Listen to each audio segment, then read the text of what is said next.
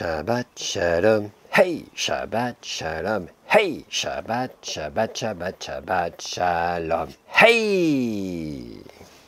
Eh bien oui, nous sommes Shabbat, le 3 juin 2023, le jour d'ailleurs de la marche pour Jésus à Paris et dans d'autres villes d'ailleurs, le 3 juin. Alors j'aurais pu y aller, mais il se trouve que c'est Shabbat. Et moi, Shabbat, comme l'Éternel l'ordonne, c'est pour se reposer les 6 jours de la semaine. Alors voilà, une contradiction. Pourquoi faire la marche pour Jésus un jour de Shabbat? Alors, attention, c'est au cas par cas. Parfois, il faut travailler à Shabbat quand c'est nécessaire, si c'est pour sauver une vie, si... il y a une mission spécifique, enfin voilà, c'est au cas par cas, donc je ne condamne pas, je n'accuse pas, qui que ce soit, si quelqu'un fait quelque chose à Shabbat. Il n'y a pas de problème, il n'y a pas de problème. Mais là, concernant la marche pour Jésus, c'était une organisation vraiment prévue un an à l'avance, je crois, ça se fait tous les ans, donc ils peuvent vraiment prévoir le jour. Et pourquoi ils ne prévoient pas un jour de la semaine? Ce serait quand même mieux, non? Ou le dimanche. Ah mais non, le dimanche, c'est le jour où on va à l'église, c'est le jour du Seigneur, comme on dit, sous-entendu, c'est le jour du repos. C'est le Shabbat des païens,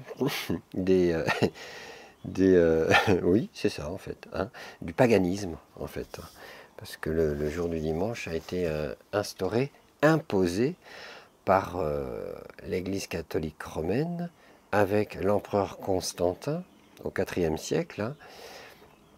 Chacun fera ses recherches. Bon, si c'est pas le IVe siècle, c'est peut-être dans les environs, mais en tout cas c'est dans ces périodes-là.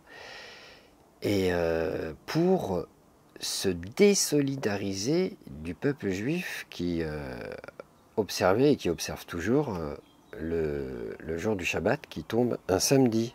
D'ailleurs, samedi vient de Sambati en grec, qui veut dire Shabbat. Donc c'est bien ce jour-là, le jour du Shabbat, c'est bien le samedi. Le mot samedi comporte la racine, vient de la racine Shabbat. Petit café, voilà. Et donc idéalement, il faut éviter de faire une marche pour Jésus, donc pour le Messie, pour Yeshua. Là en tout cas officiellement c'est pour Jésus, donc on va dire pour Jésus. Il faut éviter de la faire le jour du Shabbat, parce que c'est le jour où on se repose.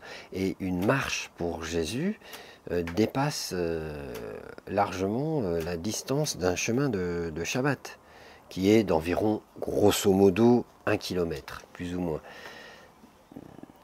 La marche pour Jésus, moi je l'ai déjà faite, il y a quelques années en arrière, quand je n'observais pas le Shabbat encore. C'était c'est tout de suite plusieurs kilomètres, et pour peu qu'il fasse chaud, ça devient pénible, sous la chaleur. Enfin, ce n'est plus un jour de repos, c'est un jour de mission d'évangélisation, ce qui est très bien aussi. Mais pourquoi le caler à un jour de Shabbat?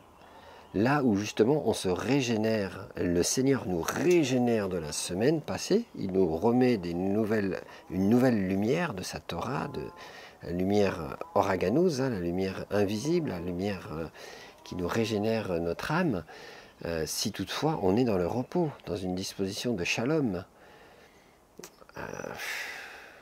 Donc, je veux bien qu'il y ait des exceptions, mais c'est normal, on ne peut pas observer parfaitement tous les Shabbats dans le repos total, parce que voilà, c'est au cas par cas. Mais tant qu'on peut, eh bien, gardons le Shabbat, parce que si on commence à le négliger sous couvert de mission d'évangélisation, en fait, on croit servir le Seigneur alors qu'on transgresse sa parole, et ça n'a pas de sens. Donc on ne peut pas dire, là ce que je fais ce jour-là, c'est pour servir le Seigneur, alors que le Seigneur nous demande ce jour-là de nous reposer. Voilà, donc ça n'a vraiment pas de sens. Pour moi, c'est une contradiction. parce que j'ai été éclairé par la grâce de la loi. Et oui, parce que la loi, c'est la Torah, et la Torah n'est pas que la loi, c'est l'enseignement de Dieu. Donc j'ai été éclairé par la grâce de Dieu. Donc l'enseignement de la Torah m'a fait comprendre que le Shabbat, c'est un jour de repos. Alors, je l'observe. Sauf exception, selon état d'urgence, selon plusieurs raisons, bien entendu, parce qu'on ne doit pas être non plus esclave d'un joug religieux, et le Shabbat n'est pas de la religion, c'est de la relation avec Dieu qui nous restaure de tout ce qu'on a passé dans la semaine. On a besoin d'un temps de repos, et ça c'est connu, hein. Chez les grands sportifs, ils savent que le temps de repos est tout aussi important que le temps d'entraînement. On a besoin de produire de l'effort et on a besoin de nous reposer et ainsi de suite. Et spirituellement, c'est tout à fait pareil. On a besoin de nous reposer. Et l'Éternel nous a donné les temps de repos, à commencer par le Shabbat. Alors c'est pour ça que je trouve dommage de poser la date d'un jour de Shabbat pour la marche pour Jésus. Alors qu'en semaine, il y aurait aussi un certain impact. Hein. Et le dimanche aussi. Hein. Il y a des manifs qui se font le dimanche et en semaine et ça marche. Hein. C'est pas nécessairement le samedi. Hein. Mais bon, il se trouve que la majorité de ceux qui font la marche pour Jésus n'observent pas le Shabbat. Donc, dans leur temps d'ignorance, Dieu fait grâce et il y a des semences d'évangélisation, des paroles du Seigneur qui sont quand même données, qui sont semées, mais parce que Dieu conjugue avec le péché, avec nos manquements, et il va quand même faire installer son règne progressivement jusqu'à la venue du Messie, mais en tout cas diffuser la bonne nouvelle, oui. Et que ce soit par bienveillance ou par orgueil, tant que l'évangile est annoncé, c'est une réjouissance. Mais si on pouvait l'annoncer tout en étant en accord avec la parole de Dieu, il y aurait beaucoup plus d'impact. Et l'un n'empêche pas l'autre quand on arrive à les accorder. Et c'est là qu'on voit qu'on marche dans la vérité, lorsqu'on arrive à accorder les pièces, raccorder les pièces du puzzle, qu'est la parole de Dieu, tout éclaté là, et qu'il faut apprendre à rassembler petit à petit. Et à commencer par l'observation des 10 ordonnances, des 10 paroles qu'on retrouve dans Exode chapitre 20, et qui contient le Shabbat.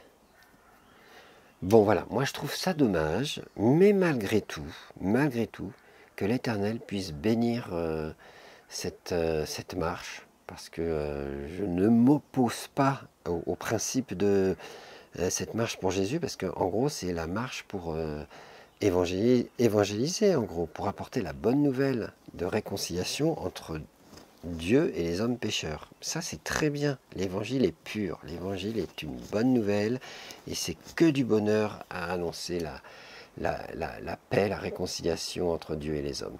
Ça, il n'y a aucun problème. Mais c'est quand même dommage de transgresser la parole de Dieu en voulant le servir, en voulant l'honorer. Ça, c'est dommage. Et c'est pour ça que j'y vais pas. Et puis de toute façon, tout ce qui est un peu trop évangélique, alors là je ne parle pas du message de l'évangile, mais plutôt de la connotation, l'héritage chrétien évangélique, qui est entre autres abolir le Shabbat en le remplaçant par le dimanche, et toutes ces fausses doctrines apostates, donc c'est ça un peu que j'appelle le côté un peu évangélique, hein, c'est-à-dire abolition de la loi de l'Éternel pour les œuvres de la chair, bien que Dieu peut quand même bénir, parce que Dieu nous surprendra toujours. Et oui, il se sert de toutes choses, hein, des pécheurs comme des saints, des justes, des tzadikim. Le pire d'entre nous peut être puissamment utilisé par Dieu, hein, ça, il n'y a aucun problème.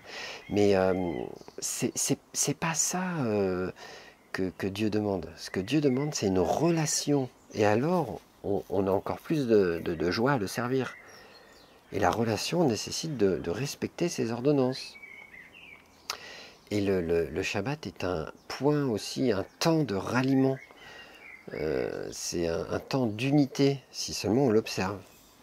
Alors c'est pour ça, je trouve ça dommage que la marche pour Jésus soit tombée un jour de Shabbat. Enfin, je veux dire, ça ne peut être que le fruit de l'apostasie, ça. Et je précise, je suis pour ce genre de démarche, mais pourquoi un jour de Shabbat? Ça vient tout casser. Voilà, donc moi demain j'irai à Paris, c'est prévu. Et là, moi je ferai ma marche, je serai tout seul ou accompagné de quelques amis éventuellement, la marche pour... parce que j'ai des choses à faire à Paris, donc en même temps j'en profiterai. Et je ferai une marche pour Yeshua, c'est-à-dire pour l'évangile, et j'ai les tracts à distribuer, les choses, de la main à la main, dans les boîtes aux lettres, et pour me rendre à un point de rendez-vous. Et je ferai une marche, et je la ferai. Et donc je suis pour ce genre de principe, mais sans pour autant abolir la loi de l'Éternel autant qu'on le peut. Et là, c'est très simple à ne pas abolir. Enfin voilà, c'était une petite parenthèse. Je trouve ça dommage, quoi. Et là, j'ai à cœur de faire un partage au sujet de la paracha de la semaine, qui est la paracha Nasso. Donc c'est la paracha Nasso, c'est dans le livre des Nombres. Alors, je regarde. Non, c'est pas celle-là. C'est... Non... Paracha Bemidbar, ça c'était la précédente. Voilà, Paracha Nasso.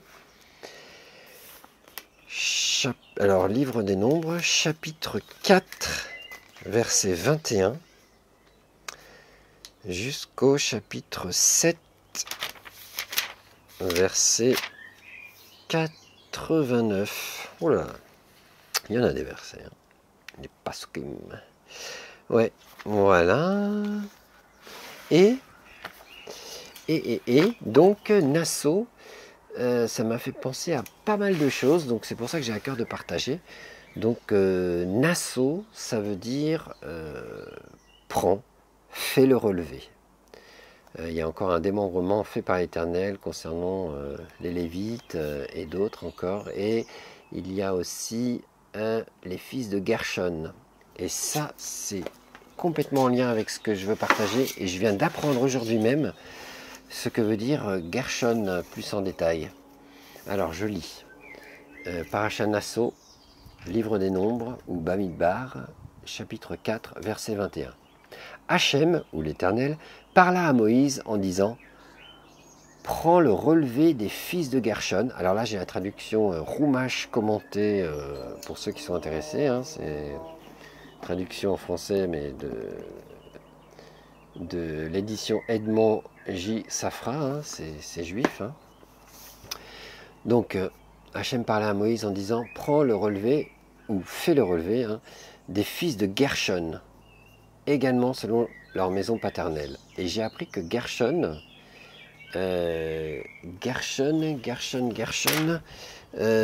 ça vient de retrancher.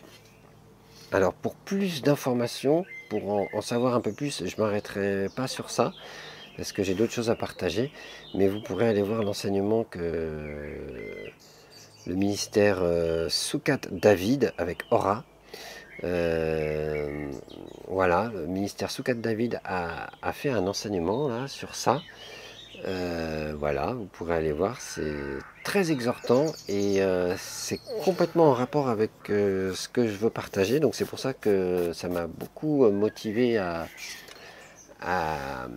préciser ce que veut dire Gershon. Donc c'est comme si là Dieu s'adressait aux retranchés, à ceux qui ne sont pas venus encore au Seigneur, qui ne sont pas convertis, qui ne sont pas nés de nouveau, qui ne sont pas religieux, qui sont des étrangers à la vie de Dieu, hein, on va dire en très gros, hein, les non-croyants, quoi, les païens, appelez-les comme vous voulez, mais voilà, et ben, Gershon, c'est aussi cette symbolique-là. C'est intéressant, hein. Les retranchés, on peut dire, les retranchés à la vie de Dieu, mais pour le moment. pour le moment, hein, et nous étions tous étrangers à la vie de Dieu avant de venir au Seigneur. Hein. Donc ça nous rappelle aussi notre condition d'avant, pour ceux qui sont devenus croyants maintenant, qui ont la foi. Et pour ceux qui ne sont pas croyants, ça leur est adressé. Hein. Voilà, donc... voilà, donc fais le relevé des fils de Gershon également selon leur maison paternelle, depuis l'âge de 30 ans et au-delà, jusqu'à l'âge de 50 ans, tu les compteras, et quiconque vient se joindre au service pour effectuer un travail dans la tente d'assignation. Bon, dans le tabernacle, hein, dans la tente d'assignation. Et ça fait penser à Yeshua qui a commencé son ministère à partir de l'âge de 30 ans. On le voit dans Luc, dans l'évangile de Luc, chapitre 3, verset 23. Yeshua avait environ 30 ans quand il commença son ministère. Et ça rejoint l'âge qu'il faut avoir pour servir dans le temple ou dans le tabernacle. C'est intéressant, hein? Voilà, c'est un petit lien comme ça. Donc c'est pas pour rien que Yeshua a commencé à servir à 30 ans, c'est parce qu'il avait vraiment le ministère comparable aux Lévites. C'est assez intéressant, c'est assez intéressant. Et moi, ce que je voudrais partager, c'est quand il y a la loi concernant la femme adultère. Ah, la femme adultère. Alors, ou la femme sota. La femme sota. Et donc, ça rejoint les fils de Gershon, donc les retranchés, et une femme sota, donc la femme qui s'égare, la femme ou la femme adultère. Sota, c'est le terme en hébreu hein, pour dire la femme qui s'éloigne de la Torah, qui s'égare de la voie juste, qui commet un adultère. Eh ben, c'est la femme sota. Et comme mémotechnique pour retenir, quand on s'égare de la voie, de la guidée, de la Torah, eh ben, on est un peu stupide hein, quand on a compris ce qu'est vraiment la Torah. C'est bête de s'égarer de la voie droite. Eh ben, on est sot. Et la femme qui s'égare, elle est sotte. Elle est sota. Voilà, c'est un mémotechnique pour se souvenir. Donc la femme sota, c'est la femme qui est un peu insensée. Et quand on est dans l'insensé, eh ben on finit par tomber dans l'adultère. Parce que l'adultère, c'est vraiment un acte complètement bête quand on a compris l'importance de la fidélité. Et donc on devient sot quand on commet un adultère, on s'égare, Et alors, donc, hop, donc je vais lire ce fameux passage. Donc c'est dans le livre des Nombres, chapitre 5, verset 11. Hachem parla à Moïse en disant, parle aux enfants d'Israël et dis-leur, tout homme dont la femme s'égare, donc sota, et commet une trahison envers lui, et qu'un homme ait pu avoir avec elle une relation intime, mais cela a été caché aux yeux de son mari, elle s'est isolée, et pourrait avoir été souillée, mais il n'y a pas eu de témoin contre elle, et il n'y a pas été contrainte, et un esprit de jalousie est passé sur lui et a averti sa femme, et elle a été souillée, où un esprit de jalousie est passé sur lui et il a averti sa femme et elle n'a pas été souillée. Donc dans les deux cas, hein, que l'homme ait un soupçon d'adultère ou non, voilà, c'est ça que ça veut dire envers sa femme, qui se trompe ou non, et ben l'homme, en tout cas à partir du moment qu'il a le doute, l'homme amènera sa femme au Cohen. Alors petite parenthèse, ce n'est pas du sexisme où l'homme décide sur la femme, ce sont des lois de vie, donc il faut essayer de décoder, de comprendre avant d'en tirer des jugements hâtifs. Ne soyons pas dans un état de machisme ou de sexisme. Quand on étudie la Torah, on met ça de côté, on essaye de comprendre ce que l'Éternel veut nous dire Ensuite, après, en prenant du recul, on pourra se poser la question si c'est du machisme ou du sexisme ou que sais-je. Mais en général, quand on a bien compris, on voit que ce sont des lois de vie. Et c'est pas une question de préférence de genre, de sexe. Non, non, c'est pas ça. Ce sont des lois de vie. Donc c'est très important de se concentrer sur la Torah en tant que loi de l'éternel et pas des lois de, de, de, de, de- de macho ou que sais-je. Non, non, ça on met de côté. C'est l'ennemi de nos pensées qui nous fait croire que c'est machiste. Il n'y a rien de machiste dans la Torah. C'est le Créateur qui nous a créés et il veut nous enseigner les lois de vie. Et une femme a un rôle et l'homme a un rôle et ils se complètent. Et il n'y en a pas un qui est au-dessus de l'autre. Ils sont dans la parfaite égalité tout en ayant une hiérarchie spirituelle et à respecter. Mais tout ça, il faut prendre le temps de comprendre et c'est un renouvellement de l'intelligence. C'est vraiment important de comprendre ça. Sinon, on ne peut pas lire et on est toujours dans des idées préconçues de patriarcat, de machisme, de ce que vous voulez, toutes les mauvaises idées qu'on peut se mettre dans la tête à cause des traditions humaines qui abolissent la loi de l'Éternel. Donc, mettons tous les préjugés de côté et décodons la Torah. Après, une fois qu'on aura compris, eh ben, tous les esprits de parti seront dissipés. C'est parce que la Torah est sans esprit de parti. La Torah nous enseigne la vérité. Et elle n'a que faire, qu'on soit homme ou femme. Euh, voilà, il n'y a ni homme ni femme quand on étudie la Torah, au niveau des préférences. Il y a hommes et femmes, bien entendu, mais chacun a un rôle et chacun est précieux. Vraiment, c'est important ça. Dieu ne fait pas de favoritisme, mais il nous a créés chacun selon notre appel, selon notre rôle, et plus on découvre l'Éternel, plus on se découvre soi-même, et plus on apprend à nous connaître, et plus on découvre mieux notre place, et plus on s'épanouit. Mais si on a des préjugés en lisant la Torah, parce qu'on comprend mal et on a nos faux raisonnements humains, on n'y arrivera pas. Donc, gardons en tête que tout ce qu'on lit, c'est du code. C'est pas c'est pas de la supériorité raciale, de la suprématie ou du sexisme. Tout ça, c'est purement humain dans le sens péjoratif du terme, où le cœur de l'homme est souillé et mauvais, il a que des mauvaises pensées, il voit les choses du mauvais œil. Non, non, non, la Torah est pure, parfaite, et nous, on doit apprendre à s'aligner avec elle. Bon, parenthèse refermée, je continue. Désolé, hein, mais c'est comme ça. Alors, l'homme amènera, donc quand il voit que sa femme quand il soupçonne sa femme d'adultère, l'homme amènera donc sa femme au Kohen, donc celui vraiment, qui est placé en hiérarchie pour servir Dieu, qui est au-dessus du peuple quand même, mais pas en supériorité, mais en responsabilité. Et donc sa femme, donc il amènera sa femme au Kohen et il apportera son offrande pour elle, un 10e d'épha de farine d'orge. Il ne versera pas d'huile dessus et ne mettra pas d'encens par-dessus, car c'est une oblation de jalousie. Et ouais, tout ça c'est du code, hein, n'oublions pas, c'est pas de primaire. Une oblation du souvenir, évocation de faute. Le Kohen la fera approcher et la fera se tenir devant Hachem. Le Kohen prendra de l'eau sacrée dans un récipient en argile, et le Kohen prendra de la terre qui est sur le sol du tabernacle, donc là, vraiment de la terre qui est très sanctifiée, hein, et la mettra dans l'eau.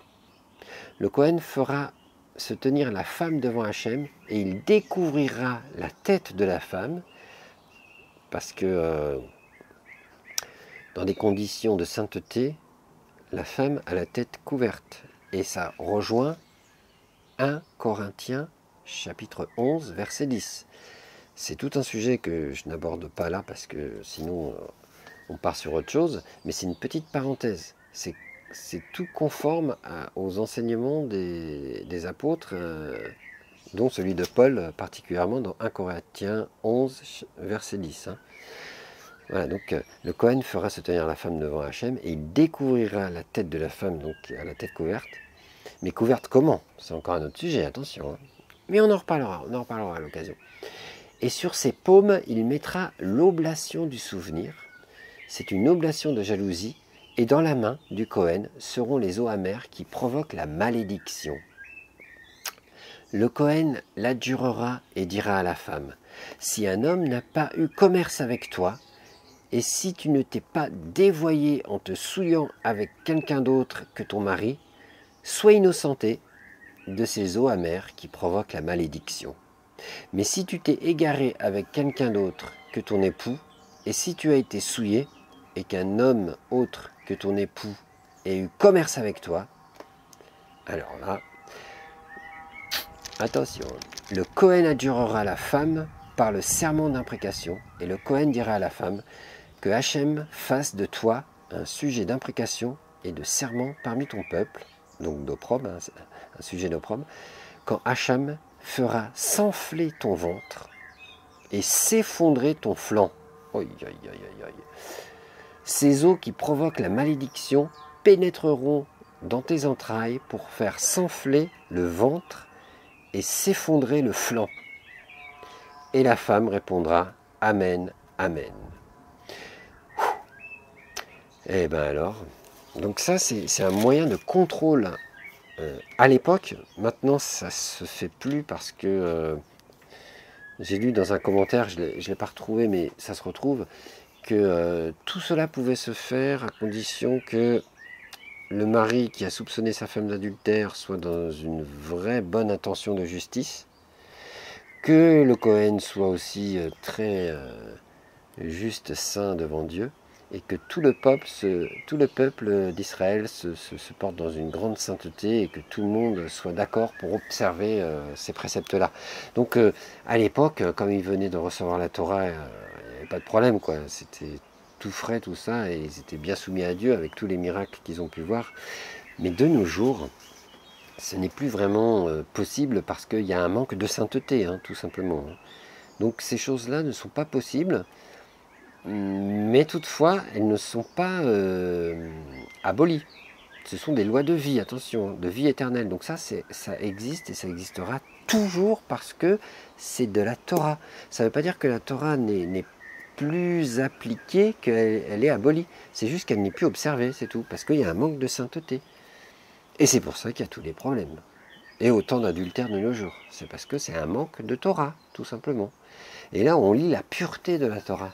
Donc c'est sûr que des fois on a même du mal à comprendre, mais c'est de la pure, quoi, hein, attention. Hein. Et ouais, mais ça c'est de la pure sainteté. Hein.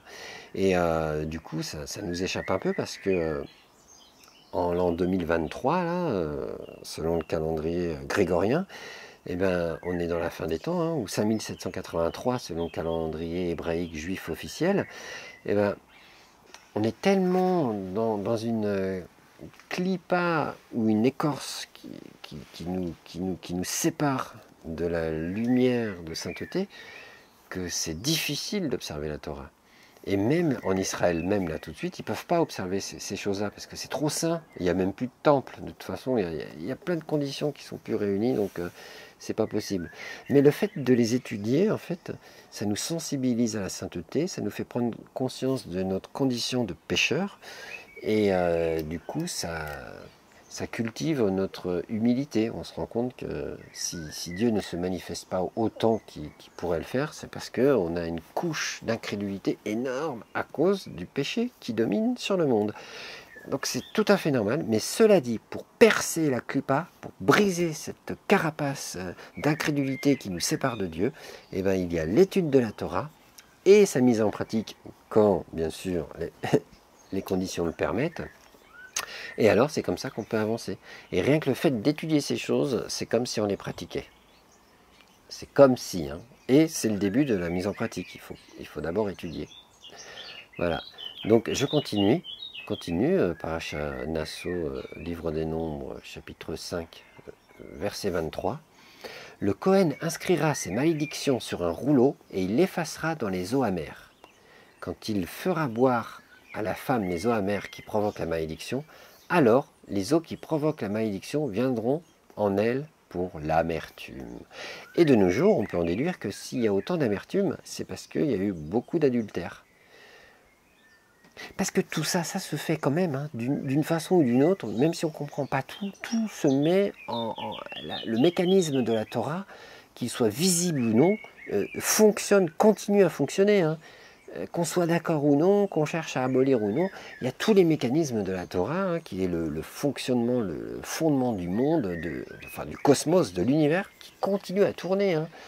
Même si nous, on ne le voit pas, on le renie, que sais-je, on est trop éloigné de ces choses, le manque de connaissances, de science de la Torah n'est bon pour personne. Hein.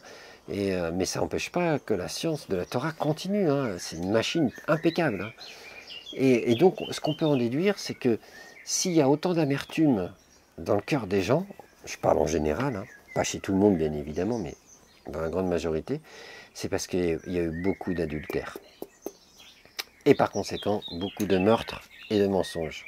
Parce que dans les 10 paroles qui sont le fondement de la foi dans le Dieu unique monothéiste, eh ben, l'ordonnance de ne pas faire d'adultère est placée entre ne pas tuer et ne pas voler. Et tout a un lien. Donc, avec tous ces meurtres, toutes ces guerres, tous ces mensonges, tous ces vols, eh ben, l'adultère est tout aussi présent. Et du coup, ça fait notre monde complètement chaotique parce qu'on s'est détourné des ordonnances de Dieu. Et s'il y a autant d'amertume, c'est parce qu'il y a eu beaucoup d'adultère. Voilà, donc plus on étudie la Torah, plus on comprend le fonctionnement du monde. Et les tenants et aboutissants, les conséquences, bénédiction et malédiction. Voilà. Donc ça, c'était le passage que je voulais lire. Et adultère, donc sota, pour bien comprendre ce que c'est. Donc j'ai lu ça pour faire comprendre que voilà, c'est un passage qui explique comment la Torah fonctionne et au résultat, l'amertume. C'est l'amertume qui arrive, c'est l'amertume. Et notre monde est dans l'amertume à cause de l'adultère. Et je voulais aussi lire un autre passage qui aide à comprendre ce qu'est la femme sota. Alors, la femme sota, c'est pas forcément que la femme, le genre féminin, mais c'est aussi un principe. Donc, c'est dans... Alors, Proverbe, chapitre 7. Proverbe, chapitre 7. Psaume, puis ensuite Proverbe, chapitre 7, verset 25. Je vais lire tout le chapitre parce que c'est important de comprendre. Alors, Proverbe, chapitre 7. Mon fils, ou ma fille bien entendu, retiens mes paroles, et, donc mes paroles de Torah, hein, et garde avec toi mes préceptes. Observe mes préceptes, et tu vivras. Garde mes enseignements comme la prunelle de tes yeux. Je suis en version Louis II, hein, pour que... Je choisis cette version parce que c'est la plus répandue et c'est quand même important de lire de façon à ce que beaucoup reconnaissent quand même. Écris-les sur la table de ton cœur. Dis à la sagesse, tu es ma sœur, et appelle l'intelligence ton amie, pour qu'elle te préserve de la femme étrangère, de l'étrangère qui emploie des paroles doucereuses. J'étais à la fenêtre de ma maison, et je regardais à travers mon treillis. J'aperçus, parmi les stupides, je remarquai parmi les jeunes gens un garçon dépourvu de sens. Il passait dans la rue, près de l'angle où se tenait une de ces étrangères, et il se dirigeait lentement du côté de sa demeure. C'était au crépuscule, pendant la soirée, au milieu de la nuit et de l'obscurité. Et voici, il fut abordé par une femme ayant la mise d'une prostituée et la ruse dans le cœur. Elle était bruyante et rétive. Ses pieds ne restaient point dans sa maison, tantôt dans la rue, tantôt sur les places, et près de tous les angles, elle était aux aguets. Elle le saisit et l'embrassa, et d'un air effronté lui dit « Je devais un sacrifice d'action de grâce, aujourd'hui j'ai accompli mes vœux. C'est pourquoi je suis sorti au-devant de toi, pour te chercher, et je t'ai trouvé. J'ai orné mon lit de couvertures, de tapis de fil d'Égypte, j'ai parfumé ma couche de myrrhe, d'aloès et de cinnamome. Viens, enivrons-nous d'amour jusqu'au matin, livrons-nous joyeusement à la volupté. Car mon mari n'est pas à la maison, il est parti pour un voyage lointain. Il a pris avec lui le sac de l'argent, il ne reviendra à la maison qu'à la nouvelle lune. » Elle le séduisit à force de paroles, elle l'entraîna par ses lèvres doucereuses. Il se mit tout à coup à la suivre, comme le bœuf qui va à la boucherie, comme un fou qu'on lie pour le châtier, jusqu'à ce qu'une flèche lui perce le foie, comme l'oiseau qui se précipite dans le filet, sans savoir que c'est au prix de sa vie. Et maintenant, mes fils, écoutez-moi, et soyez attentifs aux paroles de ma bouche. Que ton cœur ne se détourne pas vers les voies d'une telle femme, ne t'égare pas dans ses sentiers, car elle a fait tomber beaucoup de victimes, et ils sont nombreux tous ceux qu'elle a tués. Sa maison, c'est le chemin du séjour des morts. Il descend vers les demeures de la mort. Voilà, ça c'est le chapitre 7. Et je reviens au verset 25.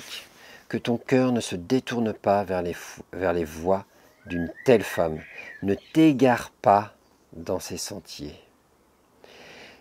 Que ton cœur ne se détourne pas. Sota, en hébreu, se détourne pas. Se détourner, c'est sota. Et tout commence par le cœur. Dès qu'on commence à convoiter dans le cœur, ça y est, on rentre dans le péché d'adultère. Et ça rejoint ce que dit Yeshua d'ailleurs, quand il dit que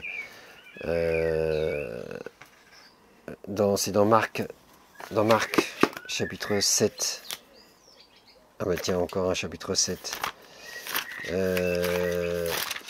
Il le dit très bien. Marc chapitre 7, verset 21. C'est du dedans, c'est du cœur des hommes que sortent les mauvaises pensées, les adultères, les impudicités, les meurtres. C'est dans notre cœur que tout commence. C'est dans notre cœur que tout commence.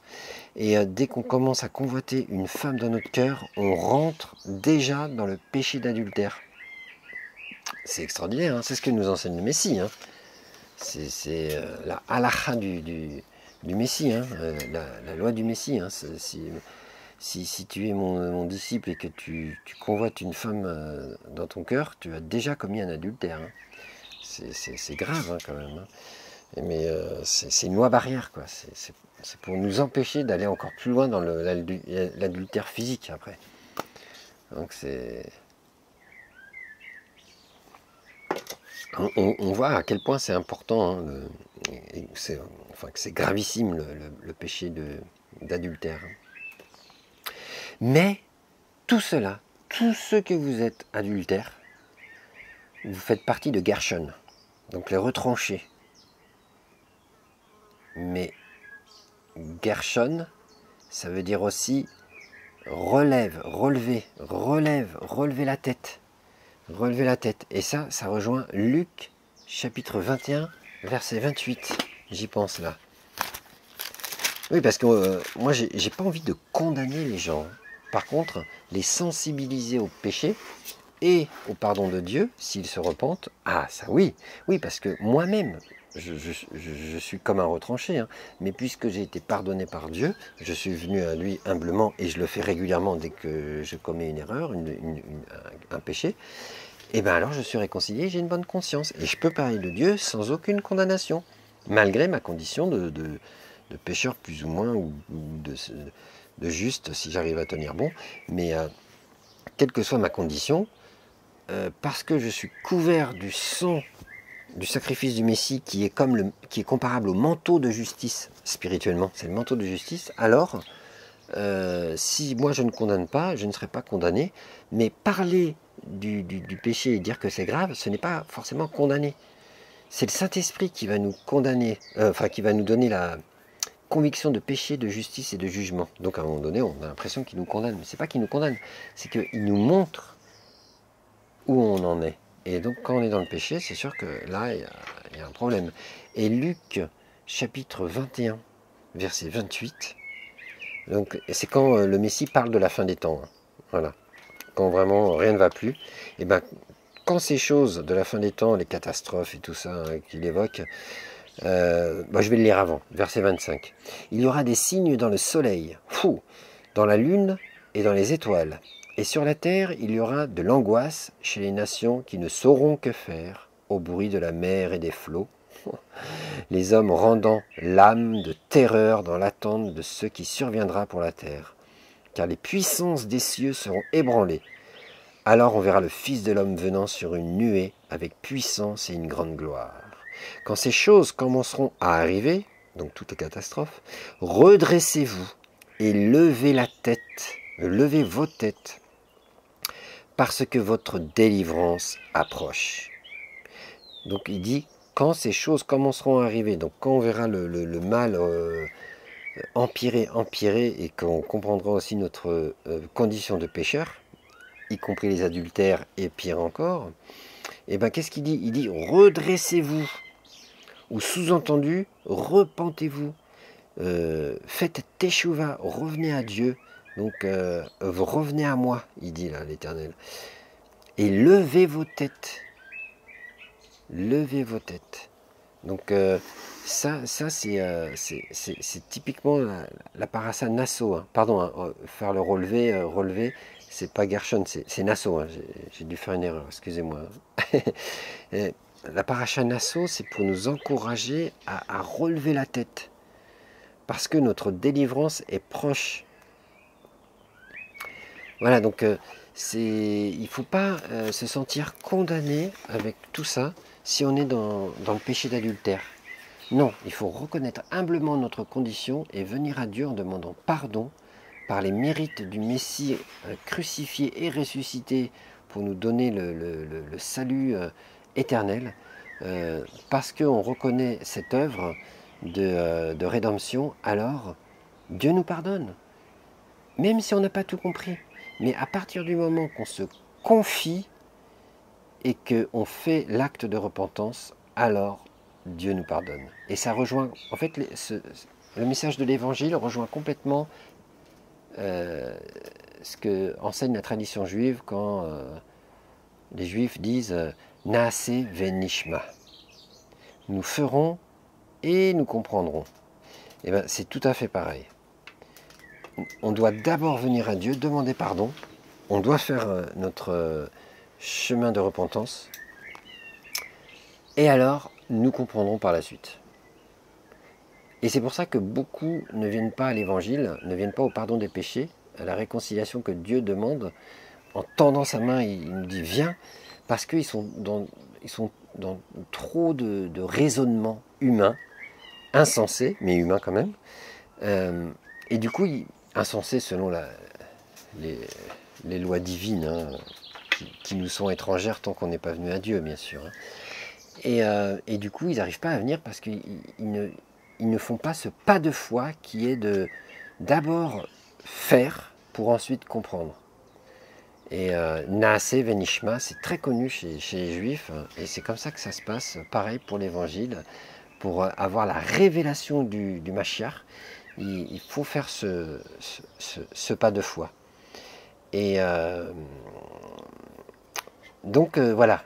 Et donc il faut relever la tête, mais avant il faut, comme il dit Yeshua, quand ces choses commenceront à arriver, redressez-vous, donc faites teshuva, et levez vos têtes parce que votre délivrance approche. La Géoula approche. C'est magnifique, hein, c'est magnifique. Et bien entendu, pour ceux qui connaissent l'Évangile, tout cela fait penser à la femme adultère dans l'Évangile, dans Jean, chapitre 8. Là, voilà, verset 1, ça commence dès le début. Alors, verset 8, non, chapitre 8. Alors, la femme adultère. Yeshua, ou Jésus, hein, moi j'alterne, hein, je dis plus Yeshua, mais je fais l'effort de dire Jésus pour que chacun puisse avoir ses repères. Yeshua se rendit à la montagne des Oliviers. Mais, dès le matin, il alla de nouveau dans le temple, et tout le peuple vint à lui. S'étant assis, il les enseignait. J'aime beaucoup cette introduction parce que Yeshua se rendit à la montagne des Oliviers. Donc on sait que c'est le lieu où il allait prier, et il lui arrivait même de prier toute la nuit. Hein. Au point que, dès le matin, il alla de nouveau dans le temple. Alors on pourrait se dire, mais après une nuit blanche, bah mais quand on passe vraiment des nuits de prière vraiment conduites par Dieu, on a l'énergie qu'il faut pour le servir ensuite. Alors peut-être que par la suite, dans l'après-midi, il a fait une sieste, hein, je ne sais pas. Mais en tout cas, quand on est vraiment conduit par Dieu, il n'y a pas de problème. Hein. Donc, dès le matin, après avoir prié toute la nuit, hein, on peut en supposer ça, hein, il alla de nouveau dans le temple, et tout le peuple vint à lui. Donc, il avait une puissance pour attirer les gens. En fait, c'est l'onction, quoi, l'Esprit de Dieu, hein, qui était tellement présent que ça attirait les gens. S'étant assis, il les enseignait. Donc, vraiment, il a pris place, quoi. Hein, il avait toute autorité. Hein. Ça veut dire ça. Hein. Alors, les scribes et les pharisiens amenèrent une femme surprise en adultère. Il faut s'imaginer, en plein enseignement du Messie, les scribes et les pharisiens, ils arrivent, ils ramènent une femme surprise en adultère. Ils se permettent d'interrompre le chiour, le cours du grand rabbi. Comme quoi, là, c'est vraiment de la Torah réelle. Hein. Il y a la mise en pratique en même temps que le cours. Quoi. C'est extraordinaire. Hein. Et, la plaçant au milieu du peuple, ils dirent à Jésus, « Maître, cette femme a été surprise en flagrant délit d'adultère. Moïse, dans la loi, ou dans la Torah, nous a ordonné de lapider de telles femmes. Toi donc, que dis-tu » Il disait cela pour l'éprouver, afin de pouvoir l'accuser. Mais Yeshua, s'étant baissé, écrivait avec le doigt sur la terre. Comme il continuait à l'interroger, il se releva et leur dit « Que celui de vous qui est sans péché jette le premier la pierre contre elle. » Et s'étant de nouveau baissé, il écrivait sur la terre. On se demande ce qu'il écrivait. Hein. Quand ils entendirent cela, accusés par leur conscience, ils se retirèrent un à un, depuis les plus âgés jusqu'au dernier. Et Yeshua resta seul avec la femme qui était là au milieu. Alors, s'étant relevé, et ne voyant plus que la femme, Jésus lui dit, « Femme, où sont ceux qui t'accusaient? Personne ne t'a-t-il condamné » Elle répondit, « Non, Seigneur. » Et Yeshua lui dit, « Je ne te condamne pas non plus. Va et ne pêche plus. » Ça, c'est un passage vraiment très très très puissant et parfois mal interprété, mal utilisé par des pécheurs justement qui se défendent avec ce passage pour dire que toi tu condamnes trop, sois plutôt comme Jésus qui n'a même pas condamné la femme adultère. Il lui a dit qu'il ne la condamnait pas. Alors toi non plus, ne condamne plus. Ouais, bah, c'est pas vraiment ça en vérité. Hein. Donc on va reprendre, hein, parce que là c'est à la fois facile à expliquer et puis délicat parce qu'il y a plein de rebondissements et il y a plein de détails et j'ai à cœur d'apporter ma pierre à l'édifice de la compréhension de Jean chapitre 8 concernant la femme adultère. Donc, alors, les scribes et les pharisiens, donc verset 3, les scribes et les pharisiens amenèrent une femme surprise en adultère et la plaçant au milieu du peuple. Ils dirent à Yeshua, « Maître, cette femme a été surprise en flagrant délit d'adultère. Moïse, dans la loi, nous a ordonné de lapider de telles femmes. Toi donc, que dis-tu » Ok, alors quand c'est comme ça, que dit la loi? Selon eux, c'est la loi de Moïse nous ordonne de lapider une telle femme. Bon, ben, ok, supposons. Allons voir. Et c'est dans le livre des Lévitiques, livre du Lévitique, chapitre 20, verset 10. Allons voir ça. Attends, je vais mettre un petit... voilà, ça. Alors, Lévitique, chapitre 20, verset 10. Lévitique, chapitre 20, verset 10. Voilà, c'est ici.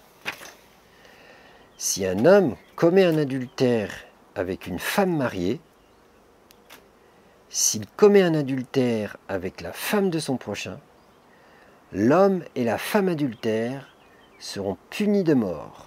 Bon, c'est vrai que c'est assez clair, hein. Mais continuons. Il y a un renvoi à Lévitique chapitre 18, verset 20. On va aller voir ce que ça donne. Lévitique chapitre 18, verset 20. Tu n'auras point commerce avec la femme de ton prochain pour te souiller avec elle. Ok, tout à fait. Et il y a Deutéronome 22, verset 22. Allons voir.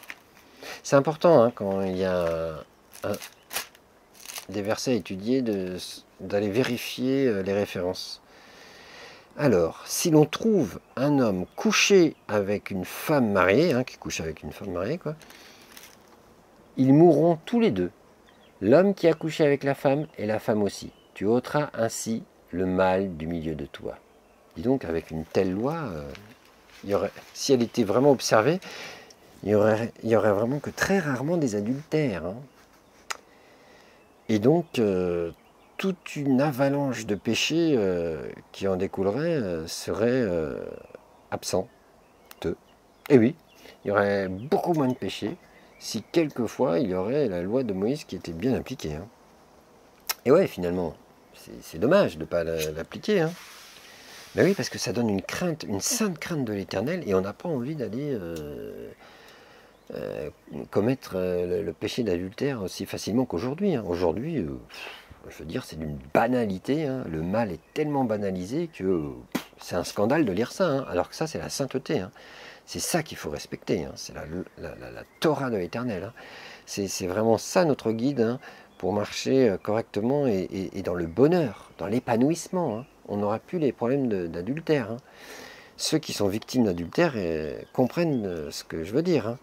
Et Dieu condamne les adultères. Hein. Ça, c'est clair et net.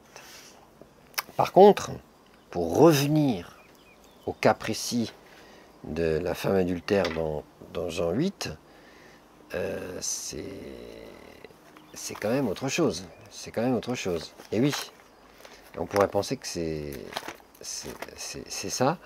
Et donc la loi condamne. Non, non, ça c'est...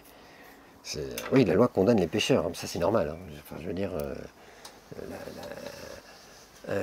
c'est comme le code de la route. Hein. Si on grille un feu rouge, on a une amende. Hein. C'est pas que la loi du code de la route est méchante. Hein. Non, c'est pas ça. C'est que c'est nécessaire, hein, parce que sinon, il y aura bien pire hein, en accident. Hein. Donc c'est normal. La loi est bonne, mais pourvu qu'on en fasse un usage légitime. Et là, concernant Jean chapitre 8, il faut savoir que la femme adultère, elle a été amenée devant Yeshua seule, alors qu'il faut aussi le mari, parce que c'est les deux qui seront lapidés. L'homme et la femme adultère seront lapidés. Et il faut au moins 2 ou 3 témoins. Et on ne sait pas si les scribes et les pharisiens sont les témoins. Je ne pense pas. Je ne pense pas. Donc non seulement il n'y a que la femme adultère et pas l'homme, mais en plus, il n'y a pas de témoin. Donc déjà la Torah n'est pas observée correctement.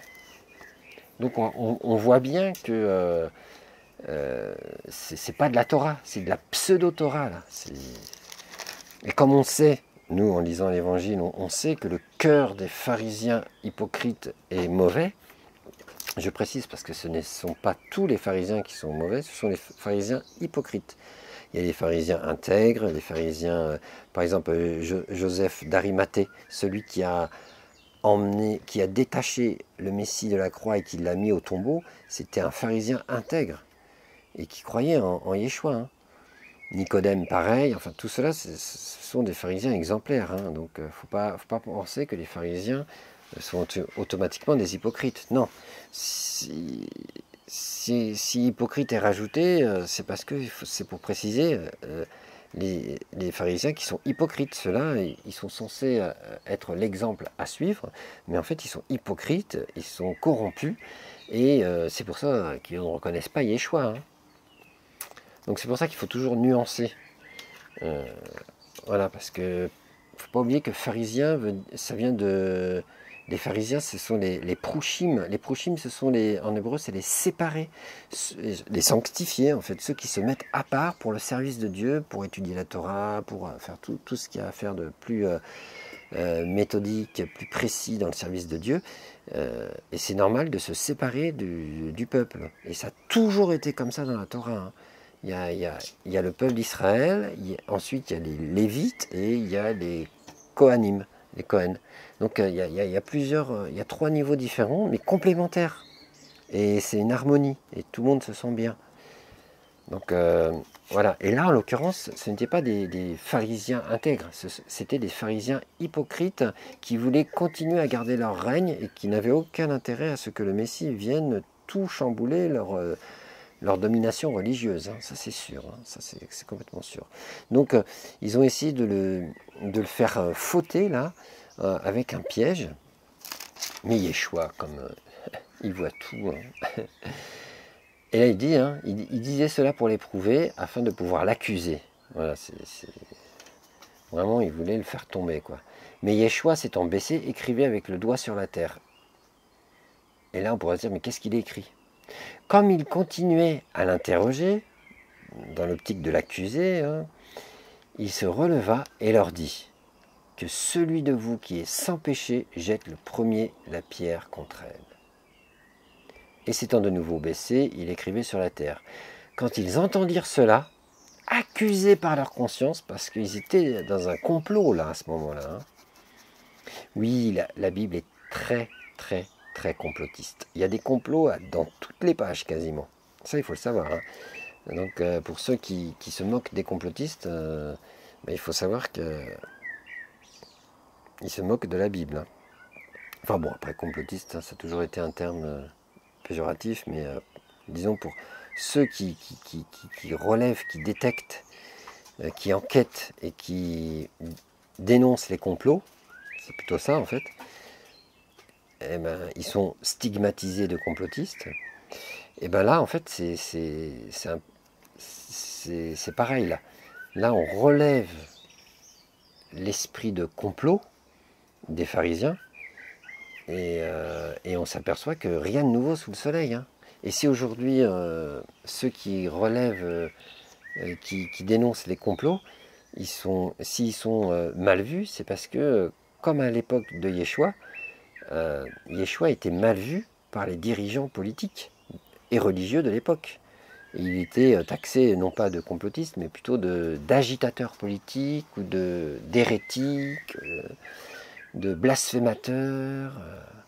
Et aujourd'hui, ceux qui remettent en question la pensée dominante, la pensée religieuse dominante, religieuse même sans parler de Dieu, hein, religieuse dans le sens où on reproduit mécaniquement ce que les médias nous imposent, et bien quand on dénonce ça, on est taxé de complotiste ou d'agitateur politique ou d'hérétique, comme de blasphémateur, comme Yeshua était accusé. Hein. C'est rien de nouveau sous le soleil, quoi. Et là, en fait, Yeshua, il est tellement fin et parfait, alors que nous, on manque de finesse aussi, il faut le reconnaître. Lui, il répond comme ça, que celui de vous qui est sans péché jette le premier la pierre contre elle.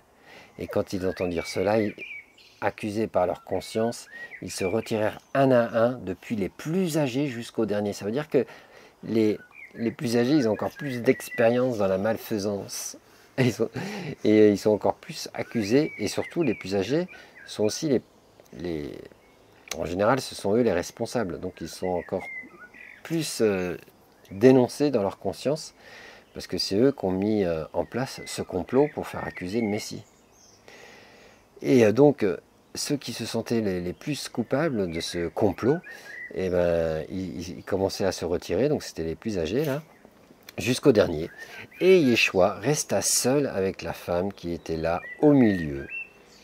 Alors s'étant relevé, et ne voyant plus que la femme, Yeshua lui dit, « Femme, où sont ceux qui t'accusaient? Personne ne t'a-t-il condamné ?» Elle répondit, « Non, Seigneur. » Et Yeshua lui dit, « Je ne te condamne pas non plus. Va et ne pêche plus. » Alors pourquoi il ne la condamne pas si elle était adultère? Eh bien, on peut se poser cette question. Parce qu'elle était réellement adultère. Sauf que eux, les pharisiens, hypocrites, n'ont pas amené tous les éléments que la Torah demande pour pouvoir accuser une femme d'adultère. Il manquait l'homme adultère et il manquait au moins 2 ou 3 témoins. D'accord, donc ils ne pouvaient pas l'accuser, mais elle était quand même adultère. Et la Torah, donc Yeshua, parce que n'oublions jamais que Yeshua c'est la Torah, c'est pareil, hein, on peut dire Torah à la place de Yeshua et inversement, c'est tout pareil. D'ailleurs, il faut faire le test de... Faites cette expérience de... Partout où il y a Jésus ou Yeshua, vous remplacez par Torah ou loi parfaite de l'Éternel. Enseignement de vie. Vous verrez, c'est tout pareil. Et bien là, Yeshua, au lieu de lui dire « tu as fait un péché d'adultère, repens-toi », et bien il dit « je ne te condamne pas non plus, va et ne pêche plus ». On pourrait se dire « mais il laisse passer un péché grave là ». Comment ça se fait? Comment ça se fait? Alors, en même temps que je vous parle là, je vois une référence que je n'avais pas vue. Jean, parce que c'est une Bible référencée, Jean, chapitre 5, verset 14. Allez, je prends le risque de découvrir ça en même temps que vous. Qu'est-ce que ça donne? Verset 14. Depuis, Yeshua le trouva dans le temple et lui dit, « Voici, tu as été guéri, ne pêche plus, de peur qu'il ne t'arrive quelque chose de pire. » Ouais, ça rejoint ça. Bon, ok, d'accord. Mais ça n'explique pas pourquoi Yeshua ne dit pas à la femme adultère, tu as péché, repens-toi. Eh bien, tout simplement parce que Yeshua lit dans les cœurs. Et s'il ne lui a pas dit, repens-toi, c'est parce qu'elle était déjà repentante. Avec tout ce qui s'est passé, et au pied du Seigneur, elle était en pleine repentance. Dieu, Yeshua l'a vu dans son cœur. Et donc, il ne lui restait plus qu'à lui dire, je ne te condamne pas non plus, puisque tu es repentante. Alors va, et ne pêche plus. Ça veut dire ne recommence plus ton péché d'adultère. De peur, comme dans Jean 5, 14, de peur qu'il ne t'arrive quelque chose de pire. Et oui. Donc c'est pour ça qu'il ne l'a pas condamnée, c'est parce qu'elle était repentante. Yeshua lisant dans le cœur, il l'a vu, et nous, par simple déduction, et pour être cohérent avec la Torah, parce que c'est ça notre grille de lecture, on ne doit pas annuler la Torah, mais l'accomplir. Et donc, une femme adultère, si on ne la condamne plus, c'est parce qu'elle s'est repentie. Donc on lui pardonne, et bien sûr on lui dit de ne plus pécher, de peur qu'il ne lui arrive pire, et non pas de pire qu'il lui arrive peur. Voilà. Donc c'est intéressant de comprendre tout ça. Moi en tout cas ça m'exhorte, hein. Je suis désolé si, si vous ça vous exhorte pas, mais moi ça me plaît là. Alors voilà.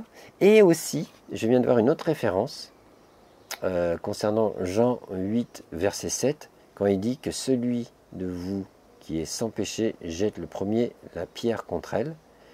Et ça, c'est Deutéronome 17, 7. On va aller voir. Deutéronome 17, 7, qui doit être pas mal à mon avis aussi. Deutéronome 17, 7. C'est important de consulter la loi de l'Éternel pour mieux comprendre l'Évangile. C'est une clé énorme, une clé de voûte. Qui tient tout le bâti de la maison de Dieu. Arrête, mon chat qui vient, il me mordit un peu. Mon bibi, voyons, calme-toi. Alors, Deutéronome, chapitre 17, verset 17. Facile à retenir. Hein. qu'il n'ait pas un grand nombre de femmes, afin que son cœur ne se détourne point, et qu'il ne fasse pas de grands amas d'argent et d'or. Ah, ça montre aussi le péché que les pharisiens hypocrites avaient. C'est qu'ils avaient pour amour l'argent, ils avaient pour Dieu Mammon. Et oui, Deutéronome 17, verset 17, que les dirigeants, que les rois, que ceux qui sont responsables du peuple n'aient pas un grand nombre de femmes, ça on peut comprendre, sinon c'est péché d'adultère, tiens, afin que son cœur ne se détourne point et qu'il ne fasse pas de grands amas d'argent et d'or. Et il faut savoir qu'ils étaient corrompus à cette époque. Hein. C'est pour ça que Yeshua a aussi a pris des cordes et en a fait un fouet dans le temple pour chasser les différents animaux et vendeurs d'animaux dans le temple. Hein. C'est parce que de la maison de l'Éternel, ils en ont fait une maison de commerce. Donc voilà, une maison de Mammon, le dieu de l'argent, Mammon. Voilà, donc ils avaient aussi ce péché-là. Donc ils étaient très condamnables, hein, ces pharisiens hypocrites. Et c'est pour ça que sortir cette parole de sagesse, que celui de vous qui est sans péché jette le premier la pierre contre elle. Bah, tout de suite, ils savaient qu'ils ne pouvaient pas l'acheter. Ils devaient avoir aussi la présence de Dieu, mais tellement forte, que quand la présence de Dieu est puissante, est puissamment là, le pécheur ne résiste pas dans l'assemblée des justes. Il s'en va, il fuit. Soit il se repent, soit il fuit. Ouais. Et eux, ils sont partis, hein, parce qu'ils ne voulaient certainement pas se repentir. Alors que la femme adultère, elle s'est repentie, c'est pour ça qu'elle a pu rester encore. Et là, Yeshua qui dit, je ne te condamne pas non plus. Va et ne pêche plus. C'est vraiment merveilleux, c'est vraiment merveilleux. Et il continue. Yeshua leur parla de nouveau, verset 12, et dit, je suis la lumière du monde. Celui qui me suit ne marchera pas dans les ténèbres, mais il aura la lumière de la vie. Et ça rejoint la prochaine paracha, Behalotecha, je crois, quand tu feras monter les lumières. Mais là, j'irai pas plus loin. On voit que tout est lié en fait. En gros, il dit, hein, je suis la lumière du monde, donc je suis la Torah qui éclaire le monde. Et celui qui marche avec moi ne sera pas dans les ténèbres, mais il aura la lumière de la vie. Donc le Oraganous, la lumière invisible, en fait la force spirituelle, la sagesse spirituelle, la lumière spirituelle qui donne la vie éternelle. C'est merveilleux, c'est merveilleux. Qu'est-ce que je voulais encore rajouter? Peut-être aussi... non, je vais m'arrêter là. Il y a d'autres choses, mais je pense qu'il ne faut pas faire trop longtemps non plus. Parce qu'en fait, là, j'ai pris des notes, et là, je m'aperçois que j'ai encore d'autres choses à partager, mais finalement, ça pourra faire un autre sujet. Ouais, je vais m'arrêter là. Voilà, c'était pour sensibiliser les adultères, pour leur dire que oui, vous êtes dans un péché grave, très grave, parce que les adultères n'hériteront pas du royaume de Dieu. Ça, c'est connu hein, aussi. Voilà, hein, on le retrouve dans 1 Corinthiens chapitre 6. Tiens, on va le lire vite fait. 1 Corinthiens chapitre 6. Donc les adultères, hein, les pauvres. Hein. 1 Corinthiens chapitre 6.